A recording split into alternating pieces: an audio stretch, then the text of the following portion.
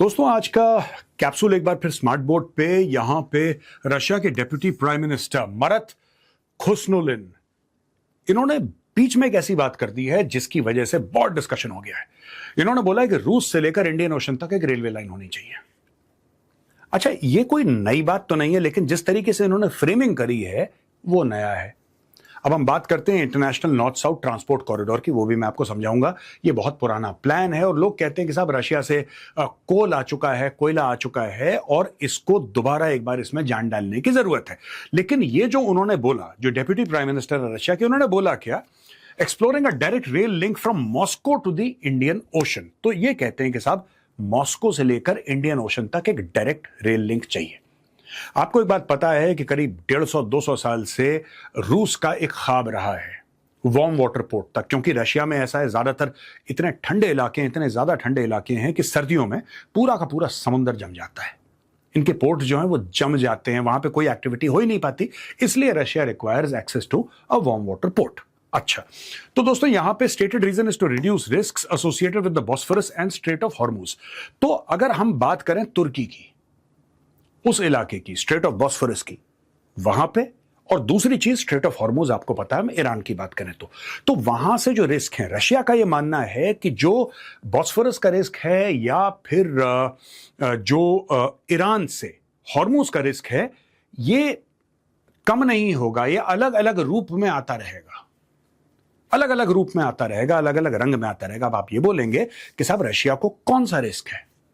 Russia को तो risk होना नहीं चाहिए, चाइना को तो रिस्क होना नहीं चाहिए, ये तो मित्र देश हैं ईरान के। नहीं साहब, जब अमेरिका ने ब्लॉकेड किया तो जो ईरान से तेल जा रहा था, 90% of Iranian oil used to go to China, वो भी बंद कर दिया अमेरिका ने। तो ऐसी बात नहीं सिर्फ ईरान को घाटा हुआ है, चीन को भी घाटा हुआ है, क्योंकि मैक्सिमम यानी कि 90% ईरान का तेल चाइना लेता था। चाइना के किसी जहाज पे उन्होंने रॉकेट नहीं मारा, ड्रोन नहीं मारा, और जाहिर सी बात है अगर वहां से कोई रशियन शिप जाएगा उसको भी ये लोग नहीं छेड़ेंगे।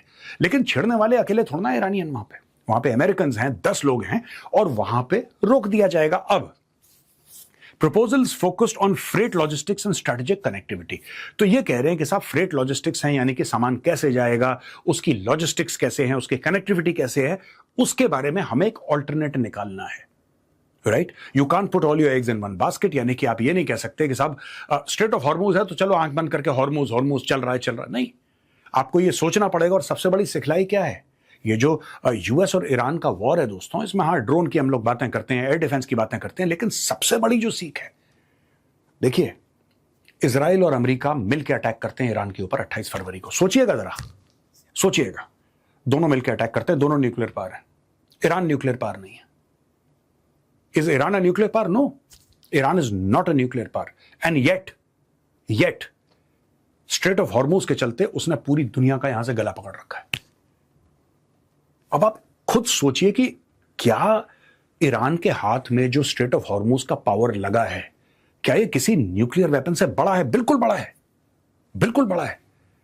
ईरान के पास अगर न्यूक्लियर वेपन हो, आप ईरान के ऊपर हमला कर सकते हो, लेकिन अगर आपको यह डर है कि ईरान स्ट्रेट ऑफ हॉर्मुज बंद कर देगा, बाबल मंदिर बंद कर देगा, आप 50 बार सोचोगे।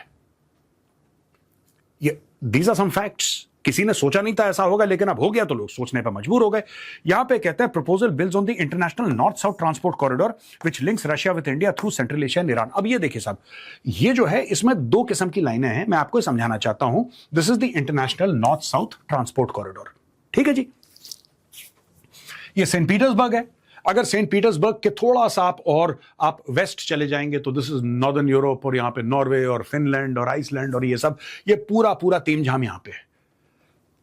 सेंट पीटर्सबर्ग से मॉस्को से यहां पे ये देखिए साहब, ये आ रहा है, ये बिल्कुल ठीक है, ये अस्त्राखान, बाकू, ठीक है, तेहरान, ये तेहरान पे आया यहां पे, ठीक है ना। और ये जो इलाका है दोस्तों, अगर आप इस लाइन को देखेंगे, ये वाली लाइन को, तो ये जो व्हाइट वाला इलाका है ये समुद्र का इलाका है।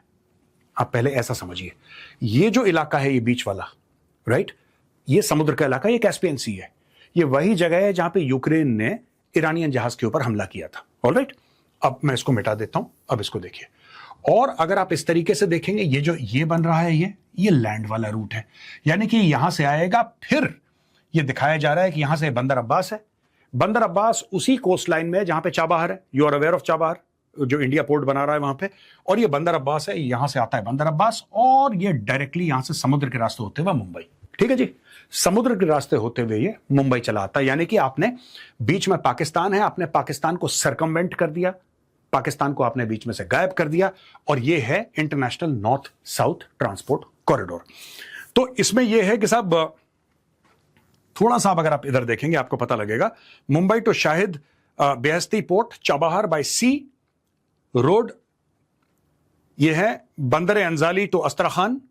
अब ये उल्टा बता रहा है रूट, और Astrakhan to other regions of the Russian Federation, ऊपर ऊपर टुवर्ड्स नॉर्थ रशियन फेडरेशन। फिर आप अस्त्रखान से आप पहुंच गए, आप मॉस्को चले गए, सेंट पीटर्सबर्ग चले गए, सेंट पीटर्सबर्ग चले गए, you are touching northern Europe, आप पहुंच गए नॉर्दर्न यूरोप लगभग, राइट। और यहां पे reduce risk associated with Bosphorus and strait of Hormuz, ये हम बात समझा चुके हैं। Freight and logistics, international north south corridor and links Russia with India through Iran. ये रशिया का पुराना प्लान था, ये एक्टिवेट भी हुआ है, और उसी के ऊपर बिल्डअप करने की इनकी ख्वाहिश है कि यार ना हमें बॉस्फोरस में दिक्कत हो, ना भाई हमें हॉर्मुज में दिक्कत हो, क्योंकि वहां पे सिर्फ सिंगल प्लेयर्स नहीं है। ईरान आपको पूरा सपोर्ट कर रहा है, जैसा मैंने आपको समझाया। ईरान जो है वो चाइना को पूरा सपोर्ट कर रहा है, और चाइना जो है वो ईरान को पूरा सपोर्ट कर रहा है। मजाल है किसी चाइनीज शिप के ऊपर अटैक हो गया हो, अगर गलती से रॉकेट फायर हो गया अलग चीज है। जानबूझ के IRGC ना ईरान चाइनीज शिप के ऊपर हमला नहीं करेंगे, क्योंकि उनका सबसे बड़ा कस्टमर है एंड ओनली कस्टमर है। आप बाकी 10% here and there does not matter, 90% तो चाइना खरीद रहा है। जब चाइना खरीद रहा है, वो चाइना के ऊपर हमला क्यों करेंगे? चाइना के ऊपर हमला नहीं करेंगे और अपना तेल बेचने के लिए इच्छुक हैं, और चाइना भी तेल खरीदने के लिए इच्छुक है, और सब इच्छुक हैं, फिर भी तेल नहीं जा रहा।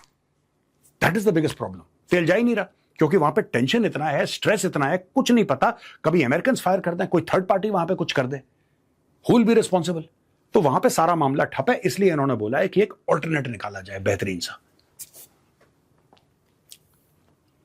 अब ये दोस्तों जो रेल का, ये डायरेक्ट रेल का जो प्रोजेक्ट है वो क्या है? एक पॉसिबल रूट डिस्कस की जा रही है। पॉसिबल रूट डिस्कस की जा रही है Russia, Turkmenistan, Iran, Afghanistan, Pakistan, India. ये एक रूट डिस्कस करी जा रही है, और कह रहे हैं कि साहब ये एक रूट हो सकती है जिससे कि स्ट्रेटेजिक कनेक्टिविटी हो जाएगी, जिससे कि एफिशिएंट ट्रांसपोर्ट हो जाएगा, इकोनॉमिक ग्रोथ हो जाएगी, रीजनल कोऑपरेशन हो जाएगा। ठीक है, अब ये जो सजेस्टेड रूट है दोस्तों, ये हवाबाजी है। और ये हवाबाजी क्यों है मैं आपको बता देता हूं। अफगानिस्तान तक तो ठीक है, कोई आपत्ति नहीं है, अफगानिस्तान तक एकदम सेट है। जैसे ही ये पाकिस्तान के अंदर जाएगा, भारत के लिए दिक्कत हो जाएगी। पाकिस्तानियों का एक नेगेटिव माइंडसेट है, भारत का फायदा ना हो जाए, चाहे फिर पाकिस्तान का खुद का नुकसान हो जाए, भारत का फायदा नहीं होना चाहिए।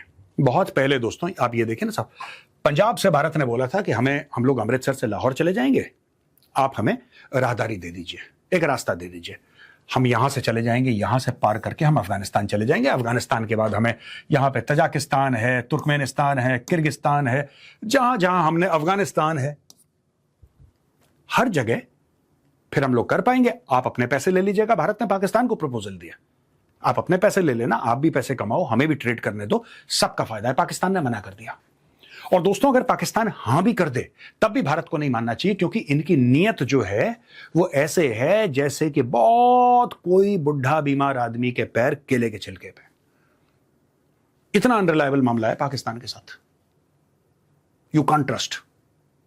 कब स्लिप हो जाए, कब गिर जाए, कुछ नहीं पता। उसका कारण है, मैं आपको बताता हूं। आपने पाकिस्तान के थ्रू कर दिया, वेल डन। एक तो पाकिस्तान के पास पैसा नहीं है ये करने के लिए, अफगानिस्तान फिर कर लेगा, पाकिस्तान नहीं कर पाएगा। पाकिस्तान के पास पैसा नहीं है कि रेल कॉरिडोर पाकिस्तान बनाए, और ट्रेन का खुद ही बट्टा बैठा रखा है पाकिस्तानियों ने। तो एक तो number 1 Pakistan can not do it, it lacks the economic capacity, पहली चीज। दूसरी बड़ी बात यह है कि पाकिस्तान करेगा भारत के अंदर टेररिस्ट हमला, भारत जवाब देगा, और जैसे ही भारत जवाब देगा पाकिस्तान बोलेगा कि नहीं साहब हम तो इसको ब्लॉक कर रहे हैं, हम इसको ब्लॉक कर रहे हैं, हम नहीं जाने देंगे। और ये होगा, देख लेना। और पाकिस्तानी जानबूझ के करेंगे, या फिर आप चुप रहिए, आपकी ट्रेड चल रही है, पाकिस्तानी हमला करवाते रहे, यहां पे टेरर अटैक्स करवाते रहे भारत के अंदर, एक के बाद एक के बाद एक, और आप चुप रहे क्योंकि आपकी कॉरिडोर चल रही है। ऐसा भारत कभी होने नहीं देगा। बेस्ट इसका तरीका मैं आपको बताता हूं, आप पाकिस्तान को करो सरकमवेंट, आप पाकिस्तान को करो सरकमवेंट, ये बिल्कुल बेहतरीन है। यहां से आएगा तुर्कमेनिस्तान, यहां से एक अफगानिस्तान चला जाएगा और यहां से आप ले आओ यहां पे चाबहार और चाबहार से सीधा मुंबई। एंड ऑफ स्टोरी, कहानी खत्म। वैसे भी यहां से समुद्र से तो आ ही रहा है, कैस्पियन सी है, कैस्पियन सी तो ला ही रहे हो ना आप, फिर यहां से ले आओ, क्या दिक्कत है अरेबियन सी से? कोई दिक्कत नहीं है। ये ओमान है यहां पे, राइट? ये गल्फ ऑफ ओमान है, गल्फ ऑफ ओमान के थ्रू यहां से लाओ, पाकिस्तान को सर्कमवेंट करो और अफगानिस्तान से जितनी भी अफगानिस्तान की ट्रेड है इसके थ्रू होती रहेगी, आप कर दो, नो प्रॉब्लम एट ऑल। जहां आप पाकिस्तान को बीच में लाए, आप मानिए कि project before taking off it has collapsed. Pakistan neither has the expertise, does not have the money and it does not have the good intentions to do anything of this magnitude. कर ही नहीं सकता पाकिस्तान, उसकी फितरत के खिलाफ है।